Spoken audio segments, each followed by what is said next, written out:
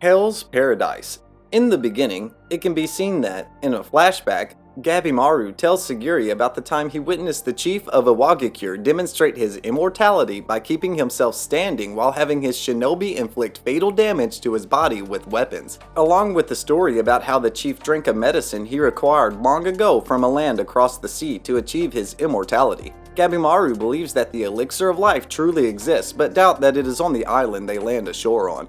While walking, Sagiri becomes captivated by the beautiful scenery but hears Gabimaru's opposite opinion, his belief that the environment is unnatural and that they should be careful. Gabimaru complains about the rule being ridiculous to follow and that the supplies he had been given were useless. This prompts Sagiri to draw her sword close to his neck and clarifies that she is not his ally on the mission and will execute him if he does not get in line. Having no other choice, Gabimaru agrees with Sagiri to bind his hands again. However, the two are interrupted by warped Kiayun, who sends Gabimaru flying back with an iron ball throw. Kiayun becomes disappointed at how easy it was to take out Gabimaru, but saw him unharmed back on his feet as the shinobi had dislocated his neck upon anticipating the attack. Gabimaru points out to Sagiri that Kiayun's hands are untied, although she believed that that was not the main issue. Sagiri asks Kiayun's monitor, Yamada Asaemon Sagiri, why his assigned convict's hands were unrestrained.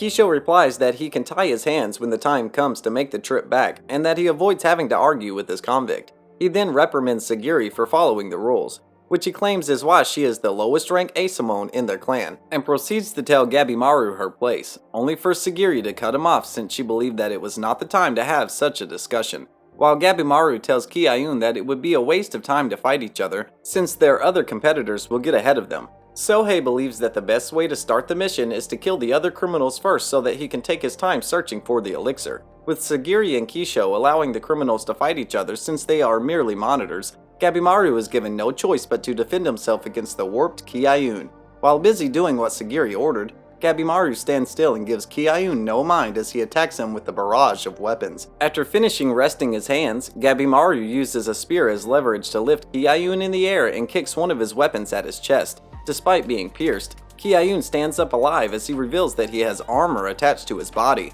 He then became excited to continue his fight against Gabimaru. Having wasted enough time, Gabimaru asks Sagiri to continue his assignment to look for the Elixir of Life. With his convict dead, Kisho leaves with Kiayun's head as he is relieved from his duties. Sagiri warns Kisho to be careful on his way back home since 60 men have gone missing on the island, but asked if she should be worried about others at that moment, explaining to her that the criminals have already made their move on both land and sea, regardless of the rules set for them on the mission, since the only thing that matters to the shogun is acquiring the Elixir of Life. He then offers to execute Gabimaru so that she may leave as well. However, he is prevented from drawing his sword by Gabimaru as the shinobi tells him that he has wasted enough time talking and that all he cares about is returning to his wife. Kisho tells Gabimaru that it would be wise for him to accelerate the pace since he predicts that the number of criminals will gradually dwindle, and leave the shogun having no choice but to contact Iwagakure for assistance, as reported. Sagiri takes Kisho's word into account since she has yet to fully understand Gabimaru's true nature, but holds this off and asks Gabimaru in which direction he would like to go. However, after sensing hostility, Sagiri intercepts a sword attack from Gabimaru in an attempt to kill her. At the same time as Kisho's explanation, Aizen is killed by his convict, Rokuroda. Chobei frees himself from being fought to death by Harubo and kills him, and her Asaemon executes Akaginu for sexual assault. In a flashback, the Iwagakure chief looks down at Gabimaru's deceased parents for making the decision to raise their newborn outside of Iwagakure and decides to take care of Gabimaru himself. As she clashes swords with him, Sagiri reminds Gabimaru that killing her would be in breach of the mission. Gabimaru tells her that, based on what Kisho said earlier, the mission's only importance is obtaining the Elixir of Life, and has decided to take her life not to be weighed down and prevent Iwagakure from being involved if time runs out. Sagiri believes she is authorized to execute him. She finds herself hesitating. Gabimaru also hesitates to end Sagiri's life and ends up having a memory of his wife advising him to accept his emotions, as she believes that this is true strength and memories of killing him as a result of his emotions. After hesitating to commit and making a lethal blow aimed at Sagiri's neck, Gabimaru becomes worried that he won't receive the pardon or survive. Gabimaru suggests to Sagiri that she should give up since she can no longer hope to win, but adds that her death will make him uncomfortable. While pinned down on the ground, Sagiri hears Gabimaru admitting that he is Gabimaru the Hollow, and is prepared to kill her like he has done with his other victims, causing Sagiri to see how dangerous he is. However, Gabimaru hesitates to bring down his sword on her, as his wife's influence ends up overriding the Iwagakure chief's influence over him. This causes him to become frustrated with himself, as he believes that he has no chance of surviving and seeing his wife again if he gives into his emotions. Seeing this side of him, Sagiri realizes that Gabimaru is not really a person devoid of emotion. He has been grieving over the lives he has taken since the two met, and has also realized that watching him has allowed her to face her own emotions. While she believes that she has the right to execute him, Sagiri tells Gabimaru that she will overlook his actions as she wishes to see him face his emotions to reclaim his life, while also wanting to face her emotions as well. Finally, Sagiri tells Gabimaru that he is not his old self as he puts his sword back in its scabbard. Meanwhile, the criminal Gantetsuse and his Yamada Asaemon landed on the island to find man-made statues. Gantetsuse then notices that a human-faced butterfly has strung his left hand. Gantetsuse then becomes excited as the human-faced butterflies and centipedes start to swarm around them, but look up in shock to see a giant suddenly appearing, which he comments is interesting. At Gabimaru and Sagiri's end, they find themselves approached by a strange, six-armed fish creature. Gabimaru then tells Sagiri to stay back as he prepares to face it. Gantetsuse recalls the time a daimyo for hire sought him out. After sharing drinks with the daimyo, Gantetsuse becomes angrily offended by him after drunkenly doubts his abilities to kill a dragon based on his epithet. This leads him to lashing out in violence by using his sword to slash the daimyo's gate, which bore a dragon decoration. In the present, Gantetsuse and his Asaemon, Yamada Asaemon Fuchi, land on the island. After hearing Gantsetsuse's backstory about receiving the death sentence, Fuchi comments on how he fails to understand him due to his violent nature, which Gantetsuse laughs at and lets him in on his plan to destroy the daimyo's mansion if he receives the pardon. Gantetsuse tells Fuchi that he also fails to understand him upon noticing his dissection tools and questions if he can still bear to enjoy food given his work heading criminals. Fuchi informs him that the work of the Yamada clan also includes producing medicine by studying the human anatomy, and draws his sword towards Gantsetsuse's face after taking his question as an insult to the clan. Gantetsuse moves on to use his sword to cut his restraints and demands that he does not get in his way while on the mission. Fuchi thinks Gantetsuse has the right idea, but wonders if things will end well since the shogun might send out another party if he loses patience. The two then stopped upon seeing the man-made statues and spotted a giant monster appearing from a distance, which Gantetsuse comments are interesting. Remembering a past lesson from the Iwagakure chief about not engaging an unknown enemy, Gabimaru changes his plans to have both of him and Sagiri flee. However, this plan becomes optional no longer as the monsters appear to surround them. Gabimaru then focuses on only killing the monsters with Nimpo Hibashi, activated and set dead on receiving the pardon. Meanwhile, Sagiri looks in awe at Gabimaru slaughtering the monsters and reflects on how everything changed mere moments ago since she arrived on the island. She then moves out from an attack from a monster behind her and prepares to defend herself.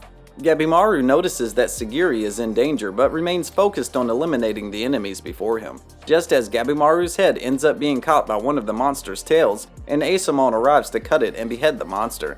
Gabimaru is then approached by the criminal Kunoichi Yuzuriya, who becomes impressed with how he has managed to kill all the monsters. After thanking Yuzuriya for saving him, upon remembering his wife's words on how he should give gratitude towards the people who help him, Gabimaru asks her what her intentions were for doing so, since they are competitors.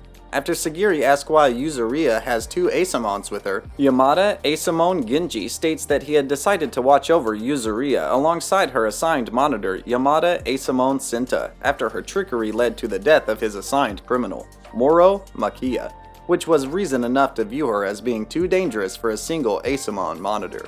After Yuzuriya gives her point on how it would be unwise to look for the Elixir of Life without a plan, Gabimaru looks at Sagiri for confirmation on whether he can form an alliance, to which she informs him that there should be no such problem. Gabimaru pins Yuzuriya once again after she comes in to hug him, assuming that he's on board with the idea, and tells her that he hasn't agreed to anything since he can't trust her.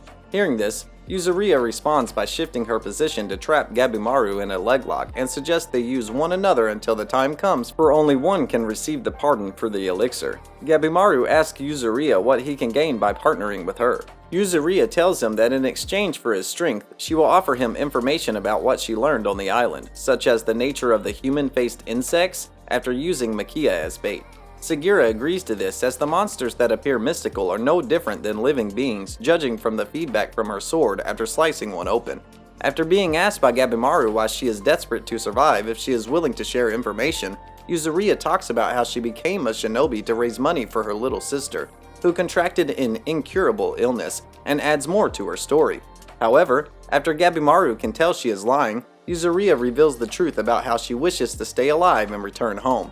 Even though she told him earlier that she killed Moro after using him as bait, Gabimaru asks Yuzuriya what she actually did to him. Wanting her info, Gabimaru agrees to partner with Yuzuriya. Upon agreeing, Yuzuriya hugs Gabimaru out of excitement and is pinned down by him again as the shinobi states that he has a wife.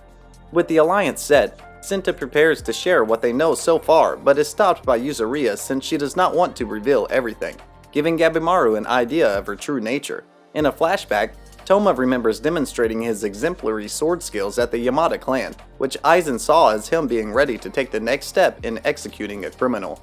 Toma then asks to choose the condemned criminal Eiza Chobei, his older brother, who he planned to reunite with after infiltrating the Yamada clan. Upon reuniting with him in prison, Toma informs Chobei of the Shinsenkyo expedition as an opportunity for the authorities to give up pursuing him, which he was up for. In the present, Chobei and Toma encountered the island's monsters. As Chobei starts to fight them off, Toma reflects on how his brother is capable of quickly adapting to any situation he is in, which takes him back to their past, where Chobei ended up being the leader of a band of bandits after the death of their parents, and the time Chobei ordered him to leave his side and come back for him later after the authorities trapped the two. After breaking his weapon and taking down one of the monsters, Chobei has Toma flee with him but sees his brother getting caught by one of the monsters. With Chobei leaving him behind, Toma chooses to face the monsters that confront him. However, Chobei returns to protect Toma after acquiring an axe from one of the monsters, which he thanks Toma for because he gave him enough time to do so. After a monster attacks Chobei, the brothers bear witness to the monster speaking to them about how they should not commit murder, which causes Toma to become terrified and interpret the island as being hell, where sinners receive divine punishment.